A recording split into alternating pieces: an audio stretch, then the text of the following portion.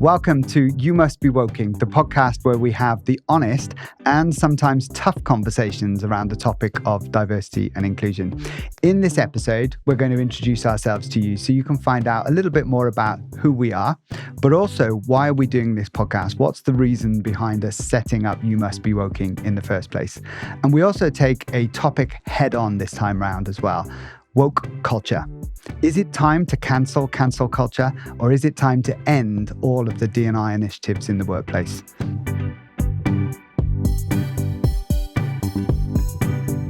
Okay, so Dawn, why don't you kick us off? Tell our listeners a little bit about you.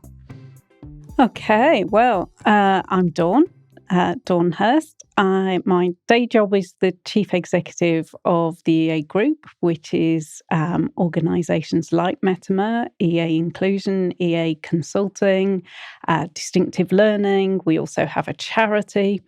And I've worked in this space for about 20 years, long before this whole topic of inclusion was in vogue, and have had the pleasure of working over 6 continents during my career, lived in some of those too, and have tackled some really exciting programs and some pretty tough culture change programs, to be honest, where some of the findings are pretty unsavoury.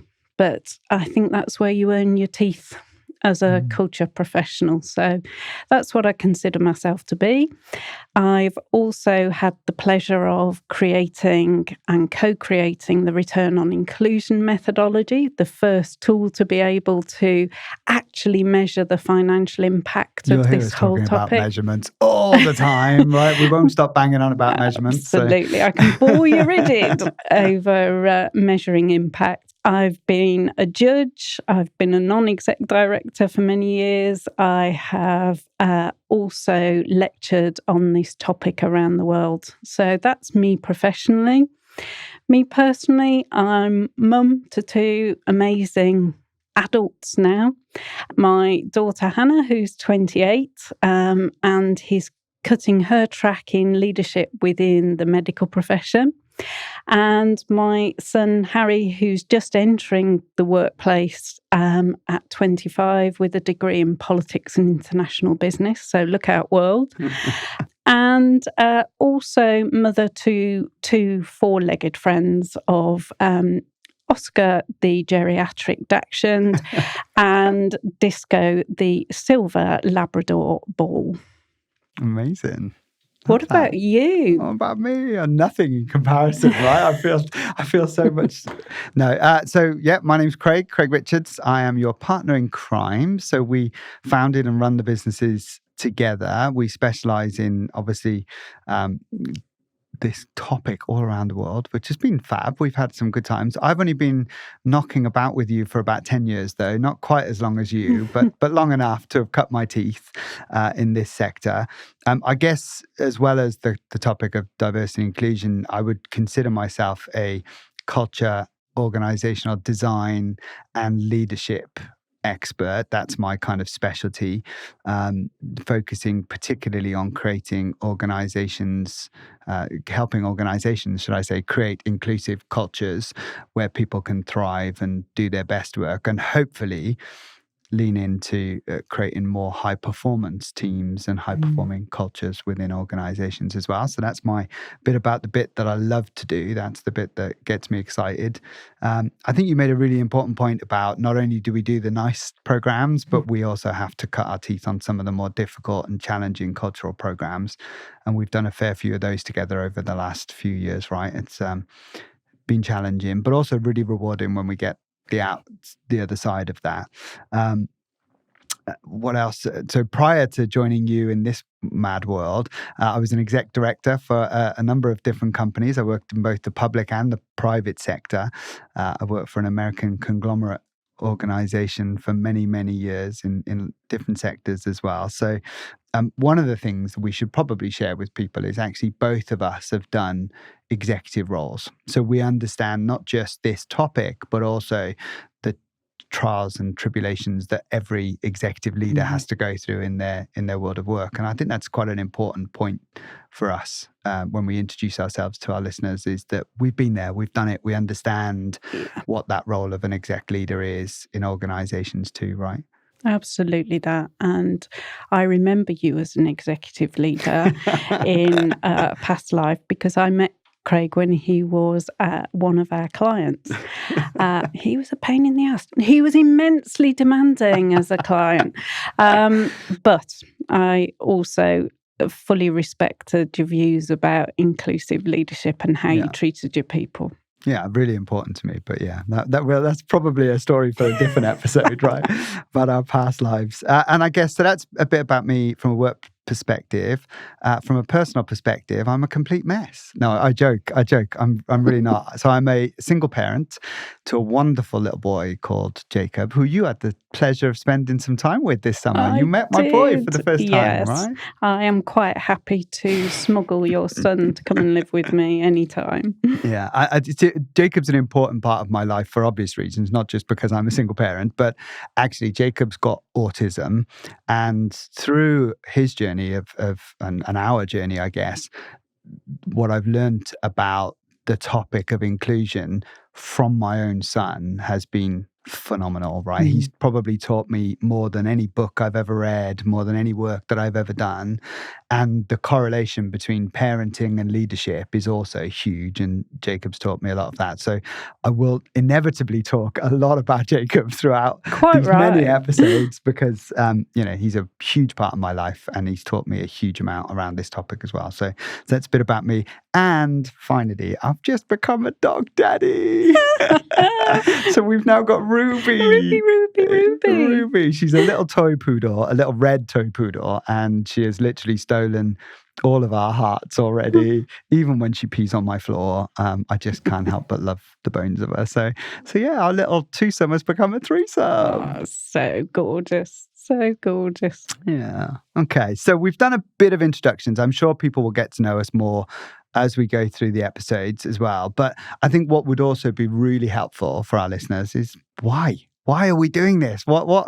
Whose crazy idea was it to do a podcast about diversity and inclusion? Because let's be honest, right? It's a pretty dry topic for some people, right? People could be like, how are you going to make diversity and inclusion remotely interesting? And why are we doing this? Well, we're doing it because you said we were doing it. And I am reluctantly, as a raging introvert, sat here today hoping to be able to add some sensible contribution to this whole session. And we're doing it because we're pretty fed up with this topic, if I'm honest. And I think it's become, sadly, as a big advocate for this topic, a subject of ridicule. Yeah. And, the opening line of the podcast in terms of this whole topic being too woke is absolutely the reason we're doing this. And I think, unfortunately, I feel hugely for professionals in this space who their careers are being undermined. I think they haven't had the right training, they haven't had the right education. As a result of that, they're not making the impact. And all of the media wokery around this topic has undermined it. And hopefully we can bring this back to what inclusion and culture change actually means. Yeah, love that. I guess the bit for me, part of the reason that we came up with this and why we started to challenge this topic is, so I think there's a bit about the militancy that comes with this topic that is unfortunately taking it too far in certain places and meant that it's become a bit of a topic of ridicule, which it absolutely shouldn't be, because underneath all of that, there's some real sentiment around why inclusive workplaces are really powerful, really beneficial, and can do big things for not just organizations but for society, right? We have to remember business organizations create wealth creates positive societies, opportunities, all of that good stuff, right? So we've got to remember that. But I think part of the reason I really wanted to do this podcast, and I'll tell this story I'm a storyteller, so I'll tell this story. But I was doing some work for an organisation in the UK, and the CEO calls me and says, "Craig, can we go for lunch?" And I thought, "Oh, that's interesting. I've met this person, but I don't know this person. They weren't the one that commissioned this work that we were doing for their organisation." So I was intrigued. I'm like, "Yeah, of course, right?" And I get a free lunch out of it. So I rock on up to this restaurant, and we're doing the lovely niceties. How's your family? How's things going? And all of that kind of stuff. And he's asking some relative questions, and I was thinking, I still don't really understand why this guy wants to meet with me. Right. So I say to him, "What do you want?" Right. And I just come out with it. What do you want? Why have you asked to meet me? Like, I'm sure it's not for a project update, right? And the work that we're doing for you, because I'm not even really sure you're engaged in what we're doing for you. We're trying and whatever. And he just blurts out, "I want you to teach me." So I say, "Well, what do you mean you want me to teach you? What does that mean? Why? What do you want me to teach you?" I'm in my 50s. I'm running an organization with 7,000 employees, right? And I'm getting to the point where I'm afraid to speak. And I'm like, wow, okay. So he says, "I did a speech the other day at one of our employee conferences, and I was asked to talk about the topic of diversity and inclusion." He said, "And they wrote the speech for me. And I read this speech, and I don't even know what I'm saying in half of it, right? But I daren't challenge and question because I've got friends and colleagues who have been cancelled or have had massive issues for their organization in the press because they've done something wrong. And I need you to teach me how to navigate this stuff. I've got nearly 20 years left of my career. I can't spend it like this." Yeah. And for me, in that moment, I thought, wow, we've got a real problem here. We've got a real, real problem. There cannot be under any circumstance a situation where we've got leaders running big companies who have the lives and livelihoods of 7,000 people to think about, being worried that they can't speak in their own businesses. It's not on, and we've got to change that. And that's, for me, was the driving force behind why we need to do this, because it isn't a scary topic. There's some really important sentiment in what we've got to say in a lot of this stuff, but we've got to stop this fear mongering. We've got to stop this cancelling everybody for getting something wrong, and we've got to change the landscape. And I guess that's why I want to do this podcast, and I've dragged you along to help me. But I love that. The sentiment of this topic is the majority of what you deal with in this topic is unlawful behaviour or criminal behaviour. Yeah.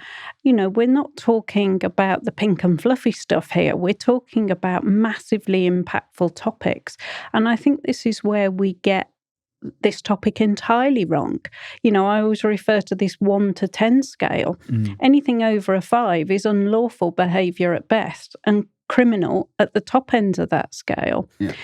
This is not about waving flags or serving curry in the canteen. This is about people impact.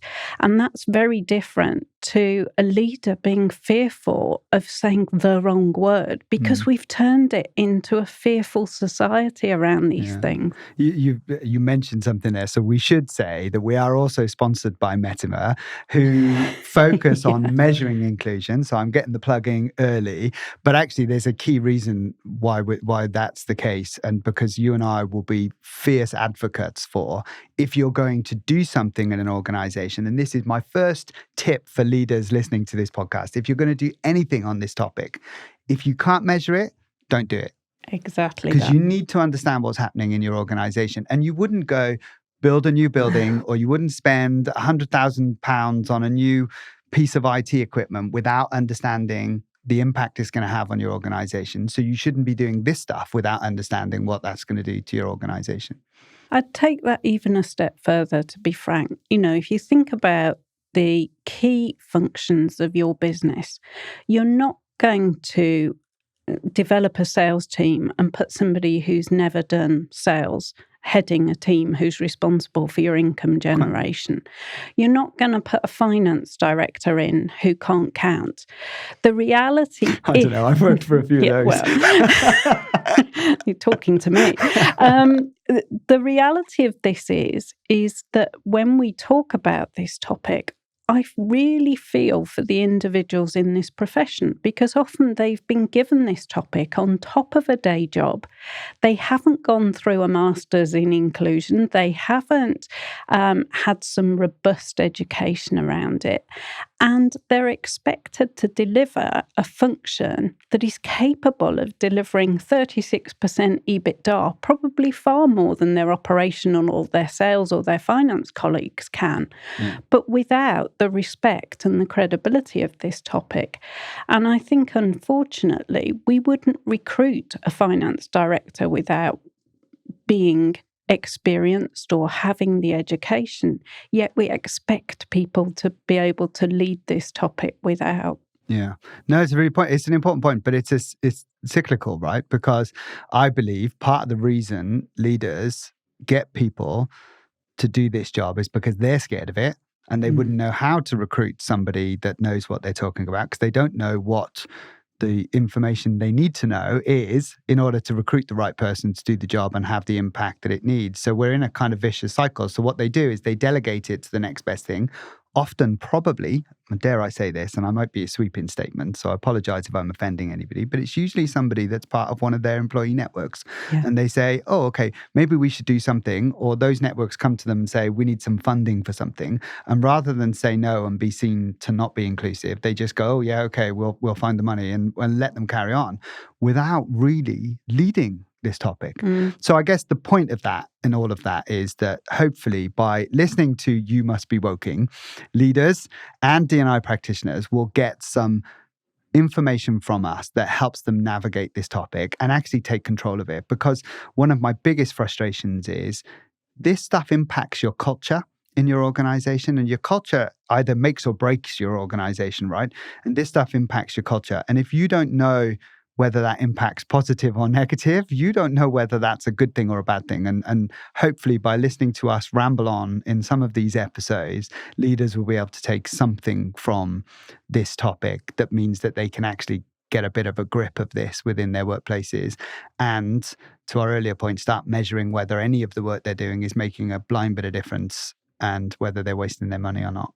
Sounds good to me. Okay, let's get into the main topic then. So we thought, because this is our very first episode, we should take the topic head on and ask, is it time to cancel D&I? So the reason I'm asking this is because in recent weeks, there's been a few news stories actually, but in particular in the US, but it's definitely becoming more prevalent across the West. We're seeing it here in the UK a lot as well. But there was one particular news article that I saw the other day where it's caused a stir because an organization is cancelling cancel culture, which made me chuckle. It isn't cancelling cancel culture, but John Deere, the tractor maker, has said that it will no longer sponsor social or cultural awareness events, becoming the latest major US company to distance itself from diversity and inclusion measures after being targeted by a conservative backlash. I use that in light terms. So in a statement posted on X, the farm equipment maker also said it would audit all training materials to ensure the absence of socially motivated messages in compliance with federal and local laws. It did not specify what those messages would include, by the way, but the Illinois-based John Deere added, the existence of diversity quotas and pronoun identification have never been and are not company policy. But it noted that it would still continue to track and advance the diversity of the company without providing any kind of further details on that. So, I mean, I thought that was interesting anyway, in the very nature. But come on, let's dive straight into this. Is it time to cancel woke and D&I? Yes. We'll just wrap up and go home, right? Our work here is done. And, you know, that let's put that into some context. This has been my career for 20 years in terms of championing diversity. I represent multiple characteristics myself, trying to create an inclusive level playing field for everybody. But the reality is this has gone far too far. And what we've done is we've turned off huge communities as a result. Mm-hmm. And we've made, coming back to your earlier point, business fearful of a topic that actually is fantastic and impactful to positivity within businesses. Yeah. There's so much opportunity with this if you do it right. And yet we seem to be losing all of that opportunity, and we seem to have lurched in some kind of direction that just feels completely nonsensical to me in certain aspects.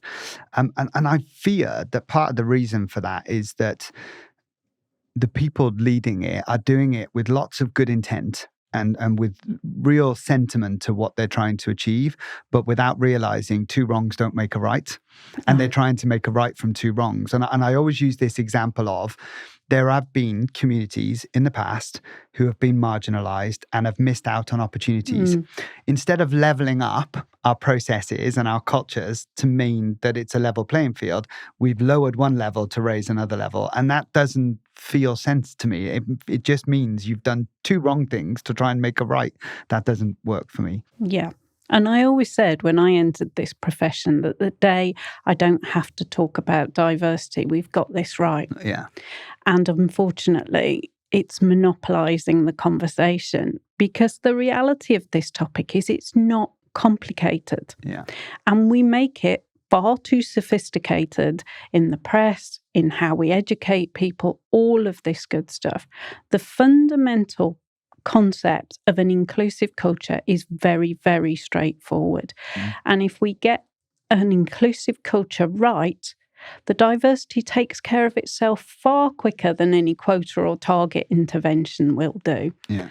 And it makes my blood boil that we're still talking about the likes of positive action and positive discrimination or female and shortlist. Female shortlist. Drives me insane. All of this patronising stuff that is there to satisfy people who don't know better. We say to leaders all the time, don't we, that diversity, right, in its very nature is just fact. It's just a number. It doesn't really mean anything. You've got, 10 white people, 10 black people. It's just numbers. Actually, none of that matters unless you create an inclusive environment where all of your talent feels like they can belong and be part of something and contribute their best work, right? So I've seen so many times where organizations have gone really hard recruiting all of the diversity. I mean, my friends, they obviously work in very different sectors to me, but they mock the topic of diversity constantly, because they say things like, you can't have a panel show on a TV anymore unless it's got the right gender balance or the right, race balance. But they'll happily have 4 black presenters, but they would never have 4 white presenters, right? Because they'd have to have that balance there.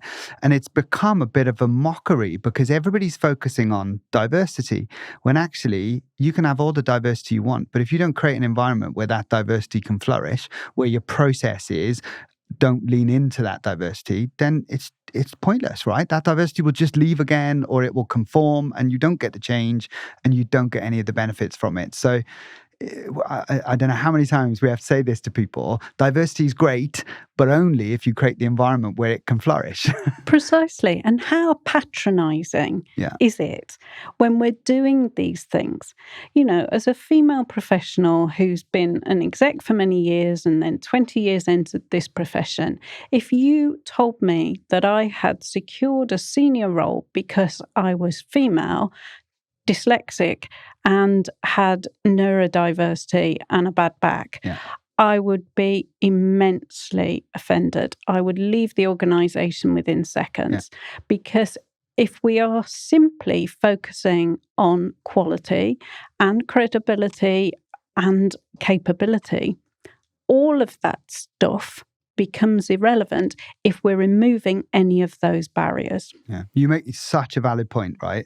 And I get so frustrated when I see things like all-female shortlists or whatever, right? And part of the reason for that is because I have worked for and with some of the most formidable women in my career, right? All of whom would be mortified, like you, if they thought the only reason they got the job was because they were women, or they would be mortified if they thought other people in the organization thought that. Absolutely. Right? And that's the risk organizations have. If you create that kind of process where you're only putting females through or you're putting favorable to try and drive quotas, you have to think about the rest of your organization, the message that sends to the rest of your organization. So people are sat there saying, so the reason that woman's in post is because no men were allowed to apply. Now, I know that's not the reality, right? But that's the perception that exists. And because people won't say it, because we're too militant on this topic, and then they're not brave enough to say it in case they get cancelled, what they do is they talk about it behind your back or in their closed circles, in their little in-groups, and they just bring ridicule to this topic. When actually what we were trying to do is get the representation of both men and women to be a bit more equal, and we should be empowering women to get better roles. But there's a better way to do that, right? You don't need to do it through all-female shortlists. But the reality of why we were satisfied to be sponsored by Metama is that they use a very simple mechanism which overcomes that. You know, the input is all-female shortlists. The output is that we perhaps increase female representation by 2%. However, what's the actual outcome of that? We've lost 10% of our male employees because they know they can no longer progress. We have another 10% who are operating at 50% of their capability because they don't want to try anymore. And therefore, the impact of that far outweighs the actual input. And Metama describe that as their IO equation, which helps to measure the impact. But so many practitioners focus purely on the input and the output. Yeah, no, totally true. And I'm sure we'll cover off gender diversity quotas in a future episode, right? So I won't labor that point too much. But it is frustrating, and there is a better way to drive diversity in your organization. But first, you need to create the inclusive environment so that when that diversity comes, or when you attract that diversity, it can flourish in the right way. So it's almost do it the other way around. It should be I and then D, not D and then I, would be my first tip for leaders. If at all. If at all, right, yeah.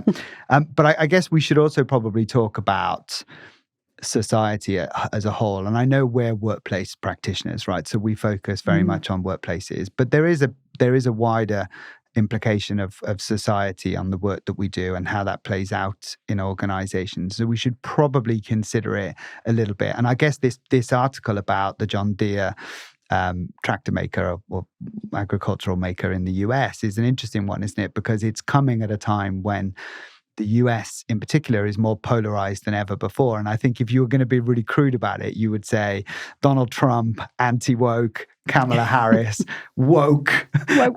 Yeah, right. So you could be really crude about it. But actually what's happening in society is impacting the workplace a lot. And I'm not a big fan of bringing politics into the workplace because it's so polarizing. But we do have to acknowledge that there is a bigger scheme of things happening about this topic. And I think not only do we have to be mindful, we have to be mindful that evolves and it changes. And, you know, the world's a really interesting place right now and is changing daily. And we need to be able to be mindful of that temperature check within our organisations. You know, we've seen some really difficult topics, the increase in anti-Semitic approaches, for example.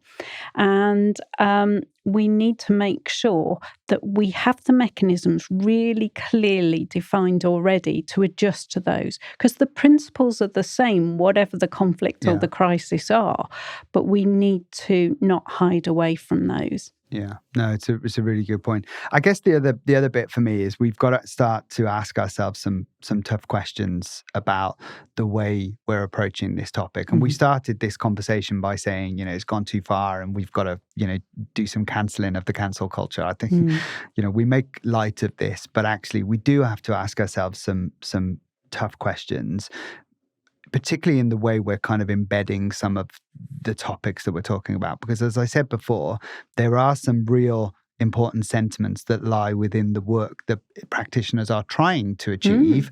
And I'm all for that. It's just the way we're going about it feels to me like it's all wrong and is playing into this wider societal culture. So, you know, here in the UK, there's this, you know, there is definitely a growing anti-woke brigade, for want of a better description. But some of that is leaning into some of the principles around things like free speech, right? So we've got organizations forming or people forming organizations around protecting free speech. But there's nothing about, for me, diversity and inclusion that should impinge on free speech, No. right? What's happened is we've been overly militant in the way we've implemented our strategies in organizations, or people have. And as a result of that, people feel like their freedoms are being impinged upon. And so therefore things like free speech are then rebelling against that. We shouldn't be surprised by that. If somebody tried to take away my freedoms, I would rebel against it too, right? If somebody suddenly said to me, you can't say this, you can't behave that way, and I didn't think I was doing anything wrong, then I would also stand up for myself. So we shouldn't be surprised that there's this kind of anti-woke movement happening. What we should ask ourselves is why that anti-woke movement is happening. Because I don't know many people who wake up in the morning and think, I don't want to be inclusive, or I don't want other people to succeed at work, that kind of stuff. But we're almost accusing them of that without being obvious to it. But I think that's because we haven't replaced it with anything. The reality is that we haven't re-established guidelines on this topic. It's just kind of trundled on. So the guidelines around, I don't have to accept everything I hear. I don't have to accept every choice people make or every difference in this world. What I do have to do is to be tolerant of that or respectful of that. Yeah. And if I stay within those guidelines, that gives me lots of freedom and flexibility. I don't have to speak out against, and I can apply that in the workplace, but equally I don't have to accept either. I can tolerate. Yeah. And if we apply those very simple guidelines, we remove the angst. Yeah, I love that. I think that tolerance bit is really important. I guess the other bit for me is we need to help people understand the difference between things like free speech and hate speech. Because there's a big difference, right? Exactly. So, as a gay man, I'm not overly happy if somebody says they don't believe in homosexuality, right? And they think it's a preference rather than an orientation. That I might find that offensive, but that's entitled for them to hold that view. I can tolerate them for having that view, just like they should be able to tolerate me for holding different views or behaving differently. But if it's not okay for them to then go around and say Craig is X, Y, or Z because he's gay, that's different. That's hate speech, right? So the difference between freedom to have an opinion or freedom to think or believe in something is one thing, but to share that in a different way or accuse somebody of something, that's different. That's hate speech. You're spreading hate. And we need to help people understand the difference between the two, because there is a difference. There is a difference. We also need to be mindful of how that changes around the world. Yeah. And there are massive influences to that, legislation being a key one, societal appetites being another. The reality is we have to be gentle in the education of some of these topics with people and appropriate. And it comes back to those basic guidelines.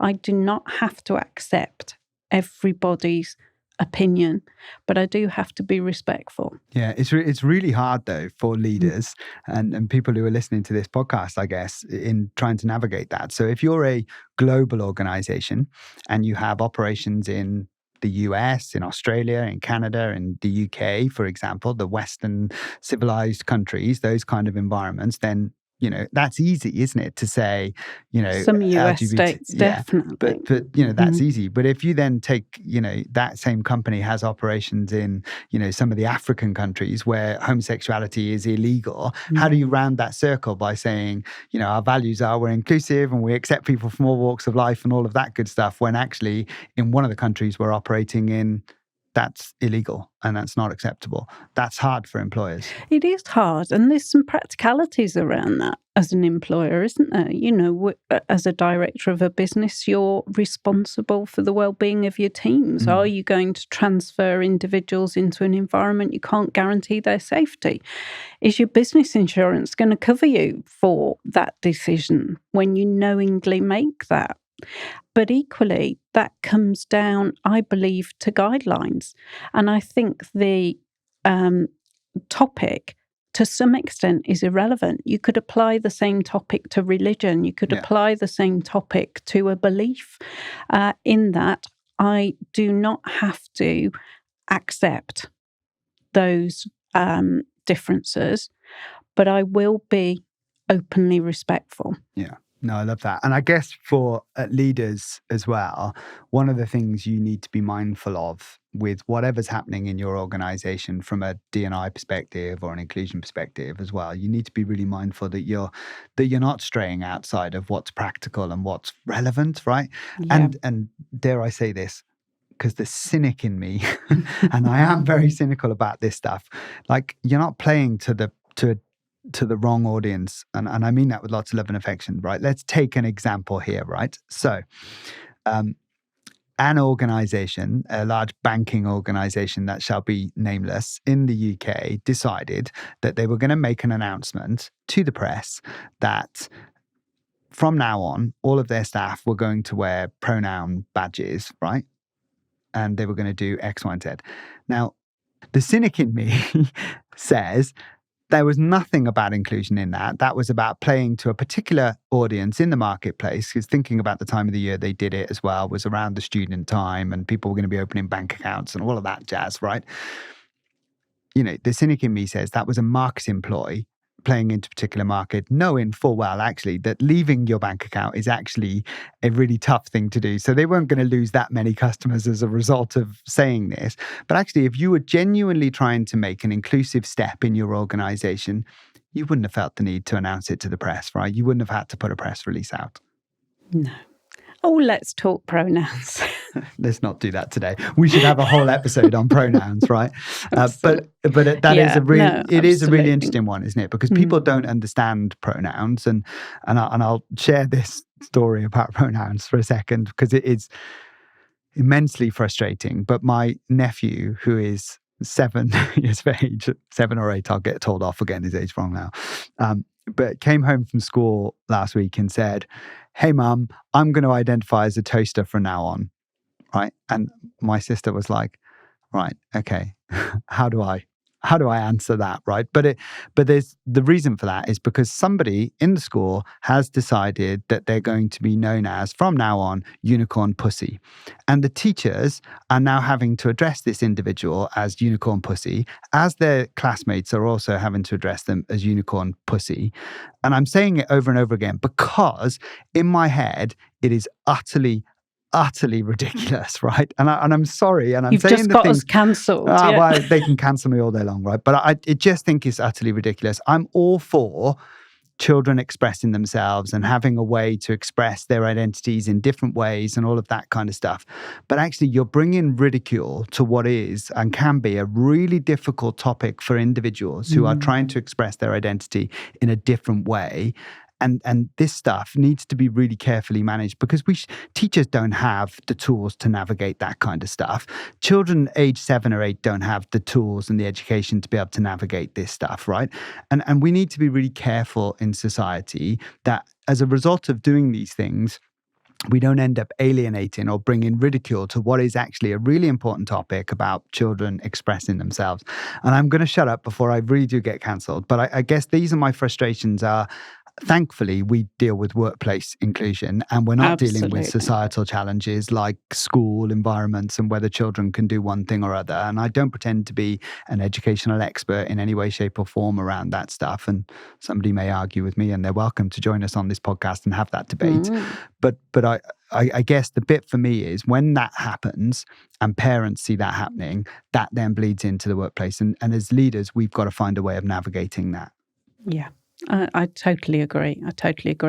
Your point about being workplace focused is a really important one because I think whilst we have to be mindful of society, we also have to stay within the boundaries of workplace appropriateness. You can't fix everything. Right? Absolutely. And if you're a leader of an organization, just lead that organization. And society moves too quick for you to try and evolve around that, right? You've got to try and navigate what works for your teams and your culture. Keep it simple. Keep it flexible. Okay, I'm very conscious we've completely gone off topic, so I'm going to try and bring us back. You were having a good old I was rant having a then, rant, weren't right? you? Sorry, I'm on one, but we'll keep going in the hope that. So what, right? So we've talked about the topic. We've talked about, D&I, has it gone too far? Should it be cancelled? And I think what we're saying is yes to the militant, the stuff that stretches belief and stretches us beyond what's relevant. But actually in an organization, there are things we should be doing to create inclusive environments. There are things we should be doing to educate leaders on how to lead really well. So what are they? What things should leaders be thinking about? Number 1, keep this simple. Number 2, remove the initiatives. Remove the vanity projects that are simply for you to be able to say, I sponsor 7,000 events and I've got 10 logos at the bottom of my letterhead, which I have no idea what I've just paid for. Stop with the celebration events of individual. There are 420 events in the UK alone to celebrate every year. Unless you're doing each one, stop selecting a few that you are. And invest your money in impact. Recruit the right people, train them properly in this topic. Make sure that every thing you do is an intervention. An intervention is permanent. Make sure it's measurable. And make sure you're not trying to do more than 2 or 3 things every year, but do them really, really well. And make sure they're touching every layer of your organisation. It's all very well having fabulous leadership training for your top 100. If the person on the shop floor relates in no way to how that is articulated. Yeah, no, I love that. I guess I'd step back slightly further still and I'd say to leaders, ask yourself some key questions, right? Before you even move on from this episode, this podcast, right? And tune in for more, clearly. But before you do anything else, ask yourself some key questions. How much did you spend last year on diversity and inclusion initiatives? Right? Find that out, because I bet you a lot of leaders don't know, right? But find out how much they spent last year. Then ask yourself, who was leading that work? Do they have sufficient power and influence in the organization for it to make any positive impact on your organization? Do they have the skills to understand whether or not the work they're doing is having a positive or negative impact on other departments or other areas within your organization? Because your organization is a system made up of many parts. And if you change one thing over here, the likelihood is it will have a cause and effect somewhere else. And if you're not aware of what that is, you don't know what damage or positive impact you're having in the first place. And then the third thing is, how are you measuring whether or not the work that you're doing is making a blind bit of difference? And if you can't answer those 3 questions, then stop what you're doing and start again, right? And as a leader, don't be afraid of this topic.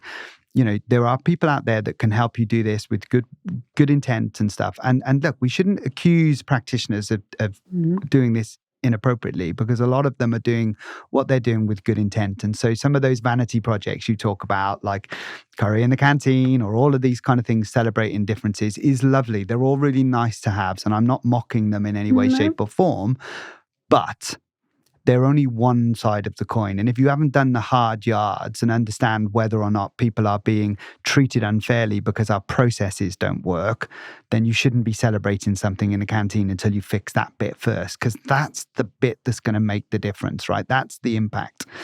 And let me just put some light on that.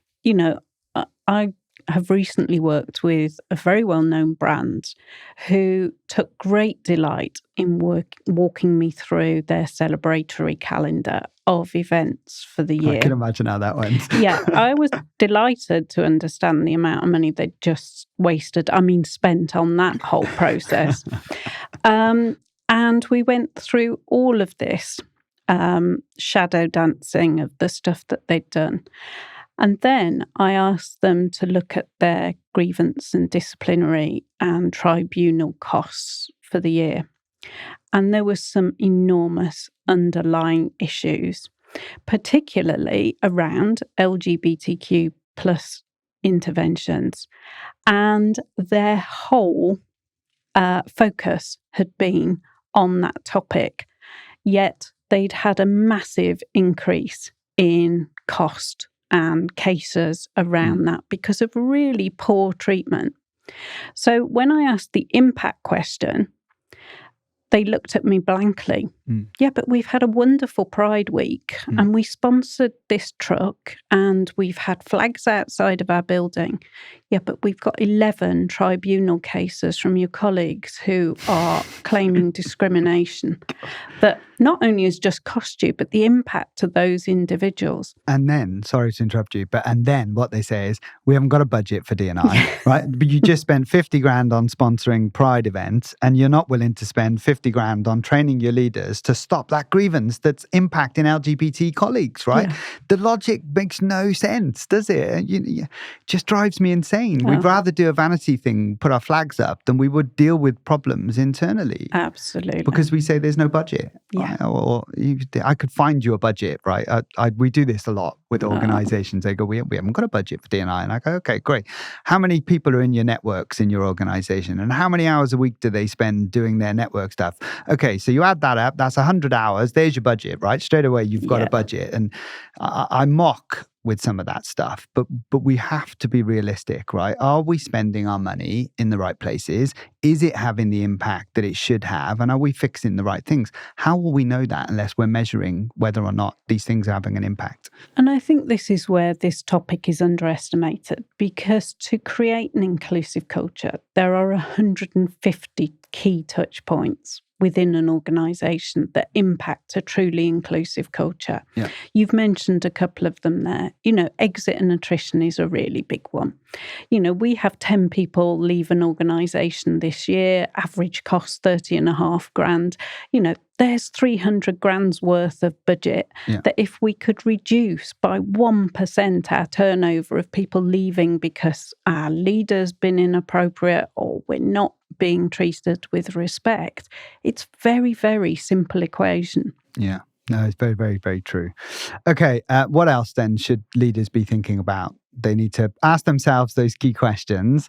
I guess for me, the one final thing I would say to leaders to think about is get a grip of this topic, right? Stop hiding from it. Stop being afraid of it. And if you are afraid of it, call me and I'll help you not be afraid of it. But on a serious note, get a grip of it, because as you said at the beginning, Dawn, there's an opportunity to add 36% EBIT and all of that stuff, right, to your organization if you do this topic well.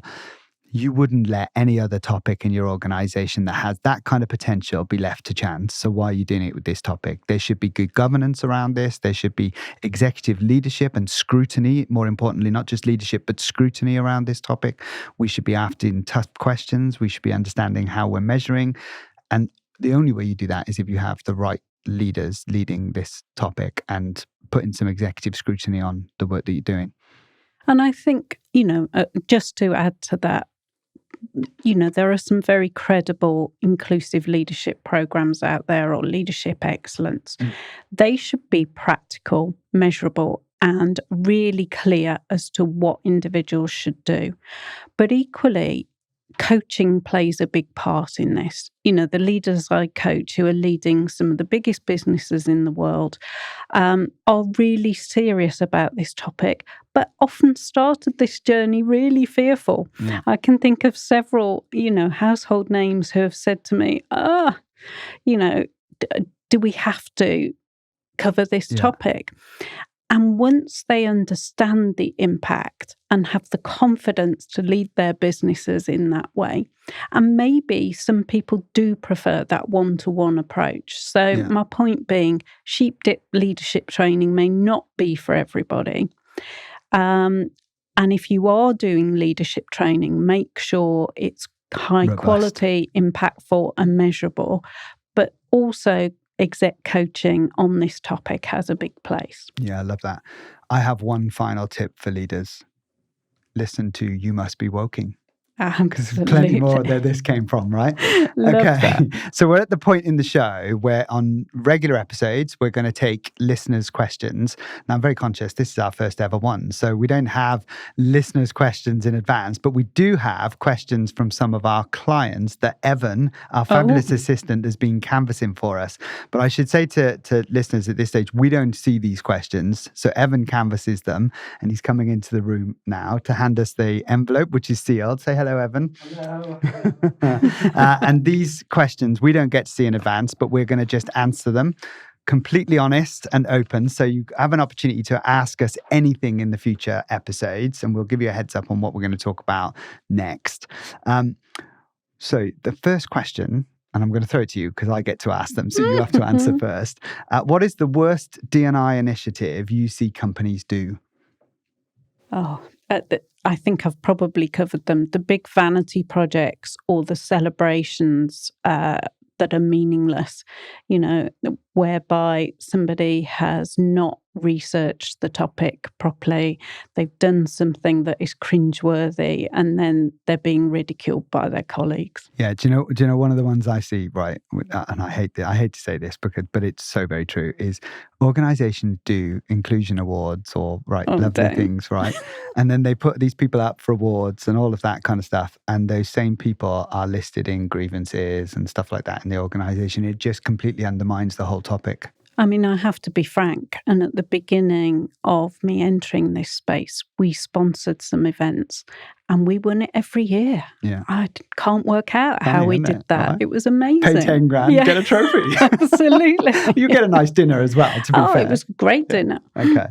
All right. So number 2 is, do you think D&I will fail as a sector if it doesn't change? Oh, I love that question. No question. I think, unfortunately, it is failing. It's not will it. It is. If we look at the number of people who have left the space or are now being called something else as this topic evolves, it undoubtedly will die. I think, I don't know whether, maybe I'm wrong on this, but I don't know whether I'd use the word fail for this. I think we're heading for peaks and troughs if we're not careful, right? And I hope that we'll come out of the other side of this in the right way. So I'll give you an example of what I mean. I hear quite a lot people say things like, we don't need any more diversity managers in the NHS. That money should go towards doctors, right? I understand where that sentiment comes from, right? Because if you look at it in a really crude way, of course you want the money to go to nurses and doctors and that kind of stuff. But actually, if the role was doing a true role in the NHS, the impact could be phenomenal, right? Because hospitals and local primary care trusts, whatever we're calling them these days, have such a large variety and makeup of the communities they serve. A lot of the time, their processes and practices aren't relevant to the communities which they serve. And I have a real life example of this, right? Because people will often say to me, do you think the Met Police is institutionally racist, right? And I say, well, I have no idea because I've never experienced the racism of the Met Police. But I may ask you a question, do you think the NHS is institutionally homophobic? And people then look at me really strange and go, well, of course not. And I say, but as a gay man, when me and my partner went to register our adoptive son, they asked us, which one of you wants to go down as the mum? Because we haven't got a space for 2 dads on the form, right? So actually, is the NHS institutionally homophobic? Yes, right? At that time, it was institutionally homophobic because their systems didn't work for the communities they were serving. That doesn't mean the people are homophobic that work in the NHS, but actually that's the type of stuff that diversity managers or inclusion managers should be tackling, is fixing those systems and processes. And then in which case, yes, they're salaries are more than justified. And in fact, it's a big job. I'd want more than what they usually pay them. But actually, that's not what they're doing. That's not what they seem to be doing. What they're doing is rolling out training that seemed to be inappropriate or pointless to other individuals. And I guess that's the bit where I worry we're giving ourselves a bad reputation because we're not seen to be fixing the things that are relevant or helping people understand what it is we're actually doing that makes the difference. So I think there's a big risk that we would be seen to be failing, even if we're doing some really good work, if we're not careful and we don't explain what we're doing and why. Back to impact. Yeah. That user experience is significant. Yeah, love that. Okay, so we've got 2 more questions. How can business leaders ensure effective D&I is integrated in their... I think we've covered that, right? We've talked a lot about that. Just listen to You Must Be Woking is the top tip of the day, right? And then question number 4, how long does it take to see culture change as a result of evidence-led inclusion? I love that. Great question. So pulling on the experience of having done many culture change programs, you can start and see the shoots of change quite quickly. There's a period of quick win in a culture change program. So within the first few months, by 18 months, you can start and see the change curve moving, but there'll still be individuals stuck in that first part of the change curve. By year 3 and moving into years 4 and 5, you should start to be into the embedding phase. And then as we come out of 5 into 6 and 7, you should genuinely be seeing the maturing of a culture change stage. Yeah. And that sounds quite scary that it takes 7 years, right? But culture change is difficult. Change is difficult. If you do it well, it shouldn't be easy, right? It should be difficult. But actually, it should be controlled and it should be done in a way that doesn't disrupt your organization and your operations, right? You've still got to be able to deliver whatever service or whatever solution you do, you've still got to be able to do that really well. So yes, it does take time if it's done well, but you should feel it pretty quickly, right? And it's probably taken years and decades and millennials to get to that point. Yeah. I would agree with that, so I'm not going to add any more to that one. Okay, so we are heading towards the end of our episode, but we do have a recurring feature that we need to introduce to our listeners, and this is Woke or Joke. And this is our recurring feature. So every episode, one of us is going to bring something to the table to challenge the other person on whether or not the topic we're raising is a woke topic or a joke topic. And we're going to keep scores across the episodes, right? So across season 1, the person with the least wins at the end of this season will have to buy the other person dinner. And I already know where you're going to take me, so I won't bother sharing that with you. I need the listeners to give me the best possible restaurant. I can make sure that we win. Okay, so Dawn, this is your challenge. Is it true, is it woke or joke, that a chap sued his company and won 40,000 euros because his job was so boring it affected his mental health? Oh, gosh. I would love to say it's a joke. I suspect it's not, but I can't evidence it. It's not. It's actually woke. It's true. This is true. It was in France, apparently. Wow. Jeez. Okay, well, there's a quick way, everybody, to make 40 grand. Oh, well. I genuinely thought you were going to say that was a joke, so I was going to get a point for that one. But you get the point this time round. But we will keep track of these on the recurring episodes. And if you've got any woke or jokes you want to share with us, do send them in to us as well. You can email your questions and your woke or jokes to evan@metimerglobal.com. Okay, that's it. That's our first episode in the can, as they say. We're done. It wasn't too painful. No, it was all right. It was a bit of fun. We may have ranted a little bit, but that's nothing unusual for us, right? Listeners will get used to that. Absolutely. So that's it for another episode of You Must Be Woking. Thank you for joining us. We hope you've enjoyed our first episode. Dawn, it's been fun. I've certainly enjoyed it. I hope you have too. Absolutely. And I hope leaders or our listeners have taken even just one nugget from what we've had to say. If you have, then hit the like and subscribe and all of that good stuff to increase our reach. Send it to your friends and colleagues, and join us again for You Must Be Woking next time.